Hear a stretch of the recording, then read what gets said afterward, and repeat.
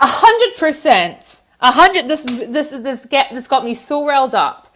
So every time somebody says to you, viewer, I'm talking to you, that we've got this wrong, or that, trans women are really women, and that we're just being, uncharitable. Like, no, this is the person who is behind the screen telling us that we need to, basically smearing other women.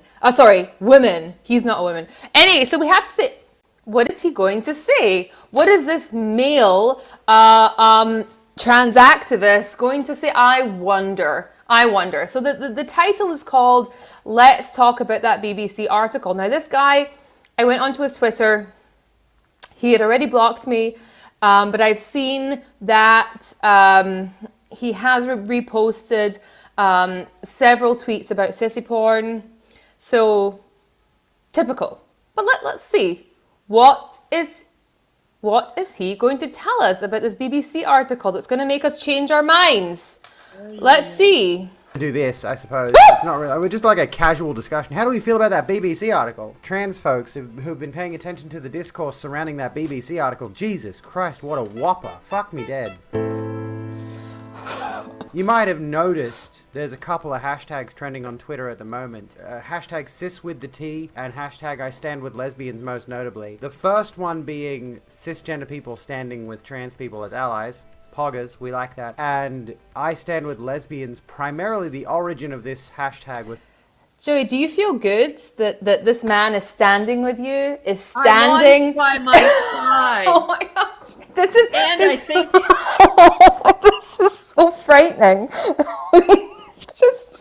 And I think I want him to break my cotton ceiling. What can I say? He's really got something going on. Those eyes are just, I don't know. Okay. Wild. Let's get through this.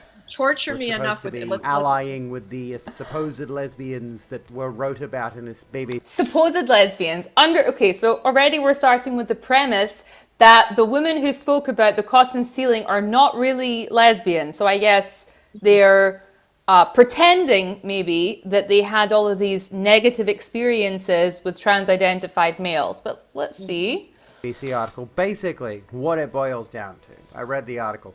Get this, I actually read the article. I did my research, or at least I looked at the journalism that we are now going to criticize. I read the article, and it's very, very skewed, very biased. The BBC has had a history of publishing articles that are transphobic by their very nature to begin with. This one is based on a study that was done. Get this. What they did is they used, whoever it was that conducted the study, I forget who conducted the study, but they asked 80 lesbians, right, supposedly. I'm just going to say I'm skeptical of this thing on every merit, okay? This is some very sketchy research. Can you imagine if I said I'm skeptical of the Epstein victims? Yeah. And I was going to say, can you, just real quickly, you started to introduce about the article. So for anybody that did not read this BBC article, he's describing that supposedly 80 lesbians. Remind me, and tell the audience. Yeah. I am taking it that it was a very revealing and positive and actually giving voice. The BBC is not known for all of its transphobic stuff. No, I wish. BBC was bought out a long time ago, just like all the media here in the States. So he's already speaking shit. Wasn't this article one of the first, like, oh my God, BBC has actually allowed some truth to get out. Really wasn't even that turfy. That was describing it was describing the viewpoint of several women who had felt various levels of intimidation by men online and also in person. And there was also a lesbian porn actress who basically was refused to do scenes with whims, right?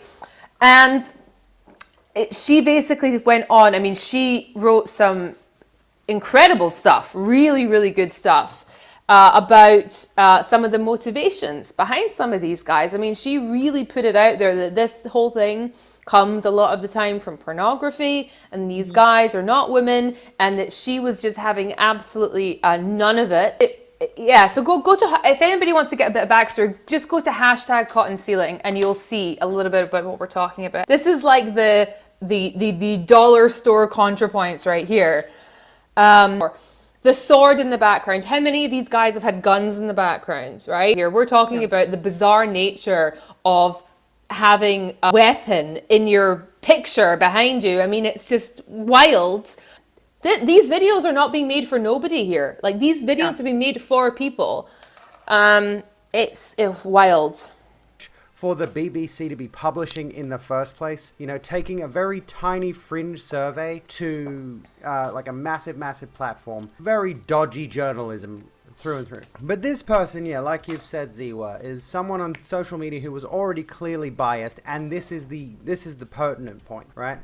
Is they went specifically to gender critical and turfy, transphobic parts of the internet and put out what is called a qualitative survey. So they were asking questions of people, ask the same questions. That this is the equivalent of saying, well, you know, the reporter from the Miami Herald only asked the couple of hundred women in Miami that had been raped by Epstein. They didn't ask the million women. This is the equivalent of asking that. It's that ludicrous. It makes me so wildly angry as well. So this was the study, this was the survey they did, and there were a number of responses in this that were honestly quite troubling to read if you were someone from the outside looking in.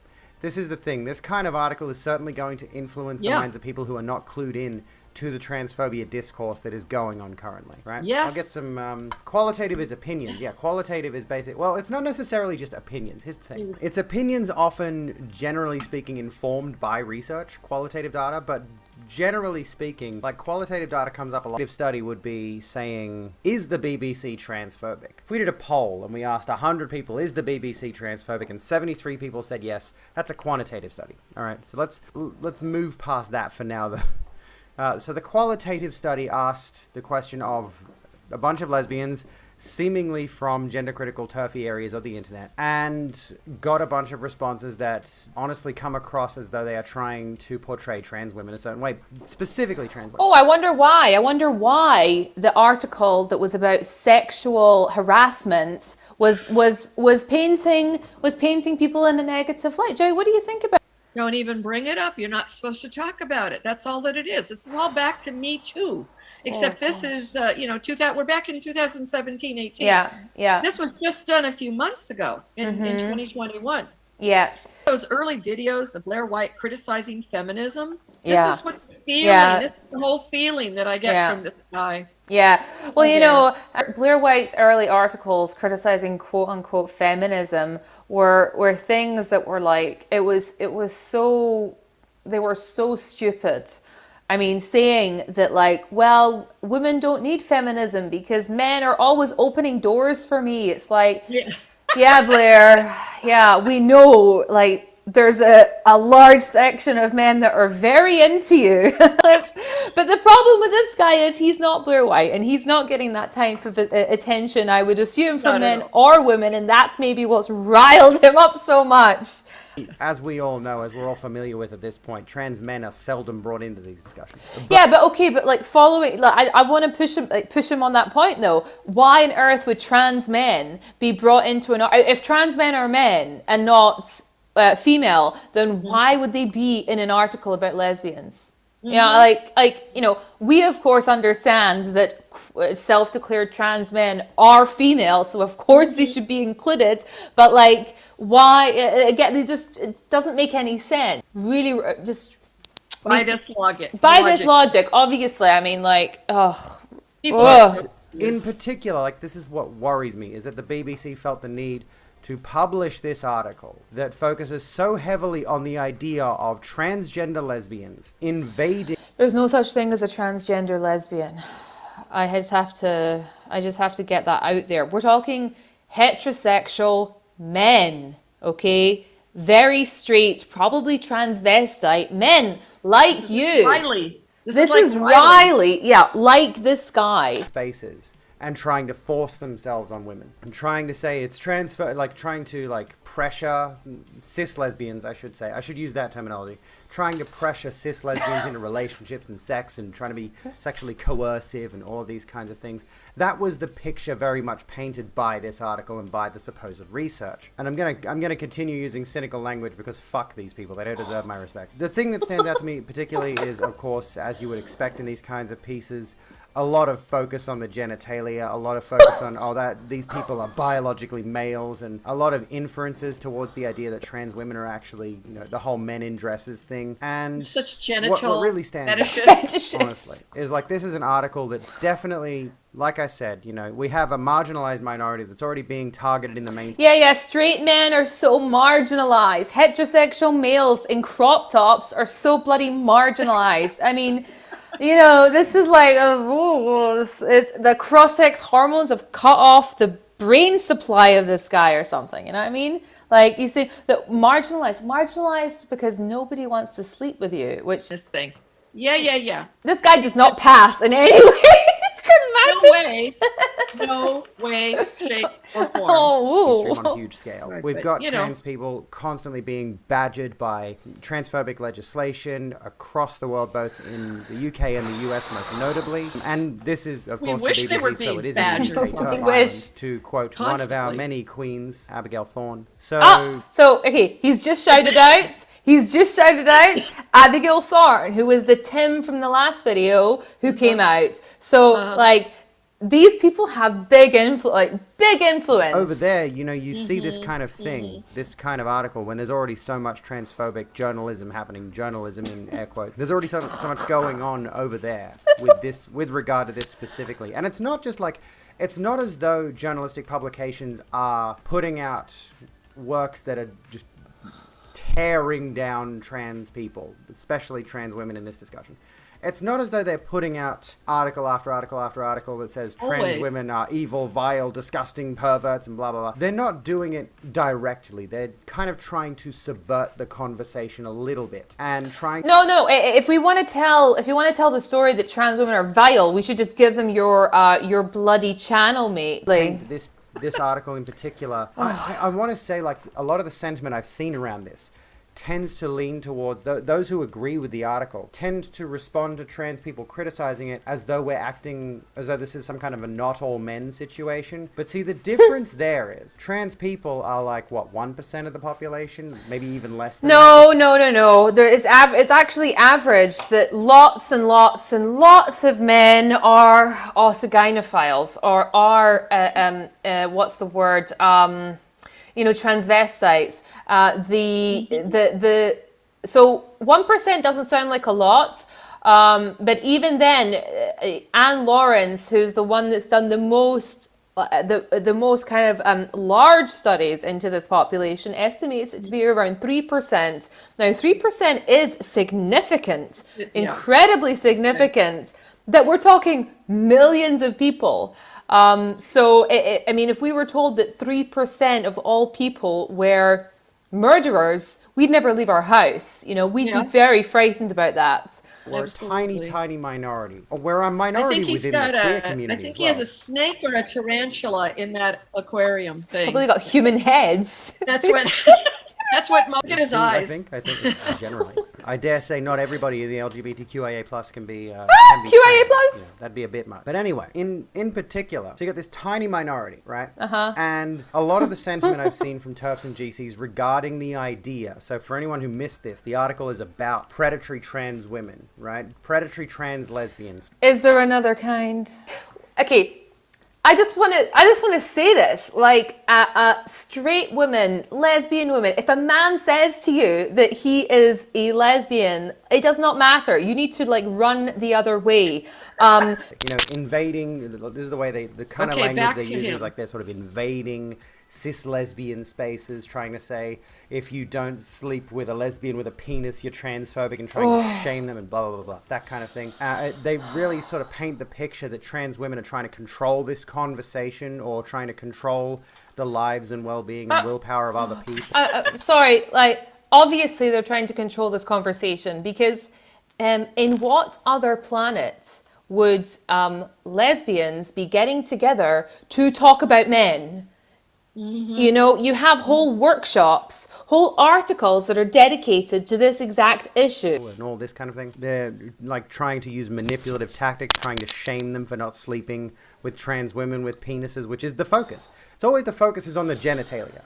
It's really weird, bizarre. And sorry if I'm jumping all over the place here, but I'm just trying to get all the thoughts I have running through my head about this because it has been running through my head all day. I've been reading responses to this nonsense, some of which are absolutely deplorable and detestable. And absolutely, like, this is the problem. This is the issue. Is this article is put forth under the guise of good faith. Now, everybody can look at the concept of someone who is sexually aggressive, harassing, potentially rapey. Everyone can look at that and say, yeah, those are bad people. Like, if anyone is out there sexually harassing people, raping people, like, we don't know the finer details. But everybody can look at a case of sexual assault. I said, he's saying, if anybody is out there being sexually aggressive, what do you mean if? We know people are out there being sexually aggressive, and what he's trying to kind of cast some kind of doubt on these women and what they're saying. A few bad apples. There's just a few bad apples. Yeah, a few bad apples. Yeah. Okay.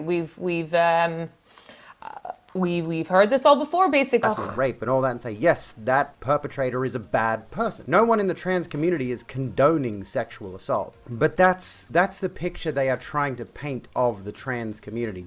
Trans community is a weird term, because we're not like, though there are trans communities, it's sort of making us out again to be like all one group. But yeah, I think, as I would agree, gender doesn't matter. Rape is rape. Rapists should be punished. Yes, agreed. Absolutely. And we don't disagree on that front. But what it's definitely sounding like, if you actually go and read the article, and I mean, go ahead and do that if you want to. The BBC has stood by it in the face of overwhelming reports. I think over 10,000 reports of complaint against the article, and the BBC has stood by it, just like Netflix stood by Chappelle, of course. But yeah, like the way this article reads is trying to paint trans women with a broad stroke, generally speaking, kind of encouraging and enticing this idea that obviously this is a common thread among trans lesbians. And I dare say, like, I can't really categorically state this, but it seems like a pretty significant number, a significant number, not all of them, don't get me wrong, a significant number of trans women seem to be lesbians. Let me get... Great. I wonder why that is. I have no idea. Ding, ding, ding, ding, ding. He's nearly hitting on it. Yes. I tell you what, Alec. I tell you what. This guy has got something right, and I'm going to tell you. Yes, he has. So he is onto something, though, with the whole a significant amount of quote-unquote trans women are lesbians. Yes, that's entirely the point, mate. That's the whole issue with autogynephilia. I mean, in terms of the way that paraphilias go, it's a very common one.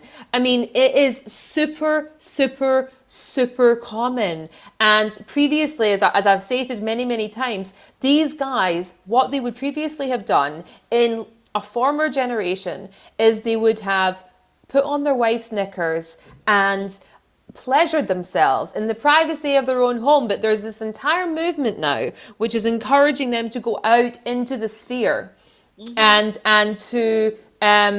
so is because this is a very heterosexual male pursuit. Cross-dressing is very, very, I mean, women don't do erotic. These are no different. People want to separate out these true trans and say, these are the good ones, these are the bad ones. This is all the same. It's all the same. People have to, women, you've got to wrap your arms around this. Yeah, you do. This could have been Debbie Hayton 20 years ago. Well, I don't want to single him out because I really feel like they're all very, very similar in this way.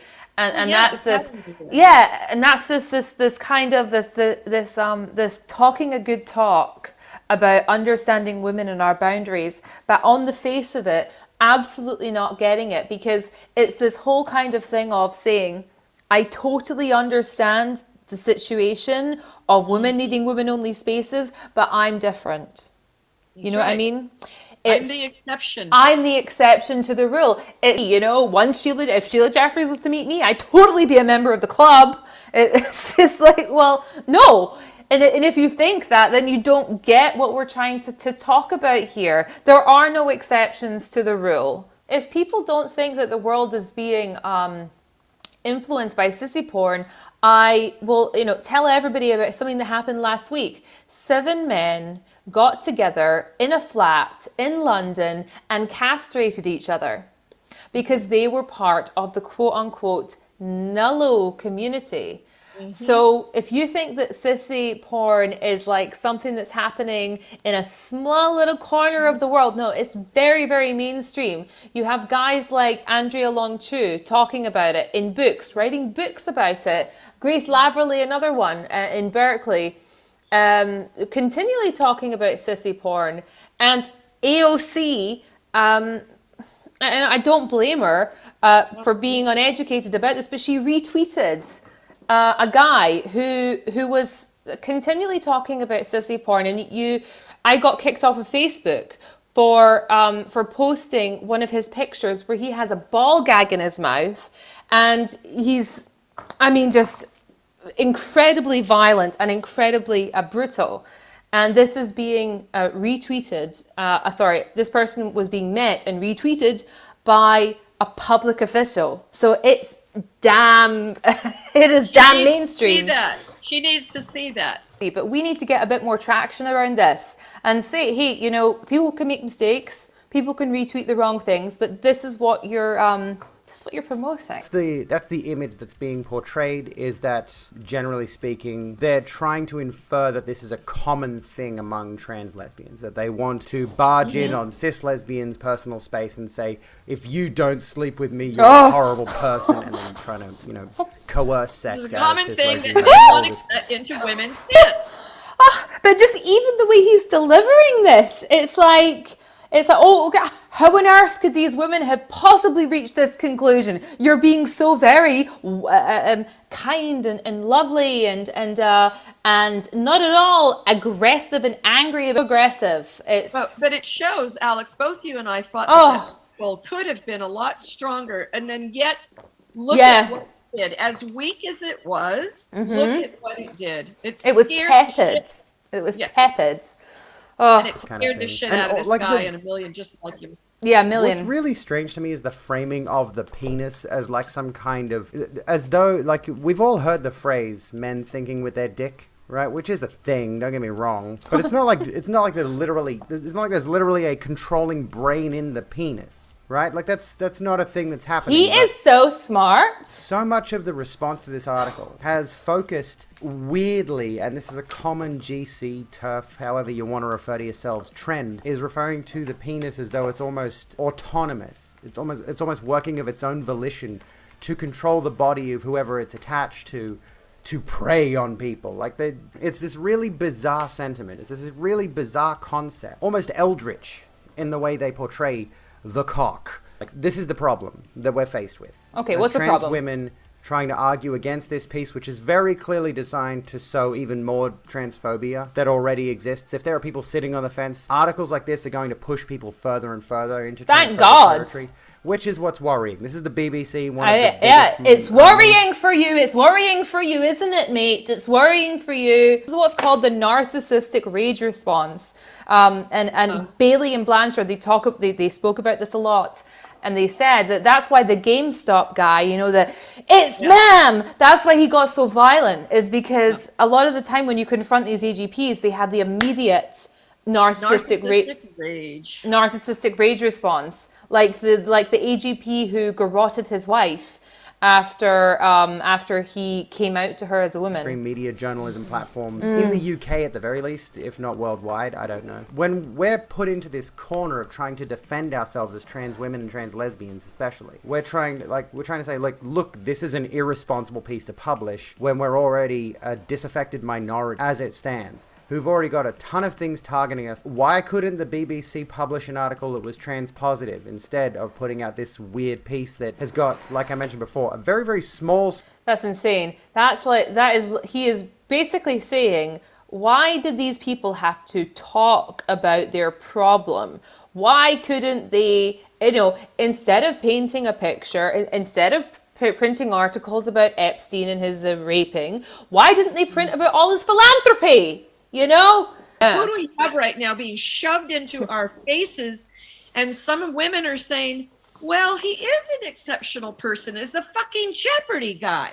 That man that's winning and wiping out all of this stuff on Jeopardy. It may seem like a small thing, but you know what? Not in American culture. No. Not in American culture at all. That guy has got a lot of women won over. Yeah. It's the same thing. He's this exception because they're finding it through entertainment. I know, it's crazy. And the same thing as well with Bruce Jenner. I mean, like, Bruce Jenner, as much as we like to laugh at him as a person because, you know, he's utterly ridiculous, you know, he had a whole, this is a guy who hit a woman with his car and then had a TV special come out with Diane Sawyer. You know, it's like, how on earth can you, and then Caitlyn Jenner, Bruce Jenner is oppressed. You know, we're supposed to believe this murderer is oppressed. This celebrity millionaire murderer is an oppressed minority. Very specifically from one side of the discussion. I think they maybe gave a paragraph in the entire thing to like one or two voices who were antithetical to the idea, antithetical to the concepts being put forward here. Like that's, Liars. Is that the right phrasing? Like there were one or two people who were saying this kind of thing is maybe not something you should publish, BBC. But anyway, they were disagreeing with the overall sentiment. The rest of it was like 56 paragraphs of transphobia. But I don't know if that's an exact number, but somebody posted about the article on Twitter and mentioned the number 56 or 52. Some AGP probably did that. You know what I mean? One of your mates, one of your cross-dressing male friends who didn't like it. Again. Look at this thing here, the comment too. I started to go over, I realized that he's doing this on Twitch and then he's put this on YouTube.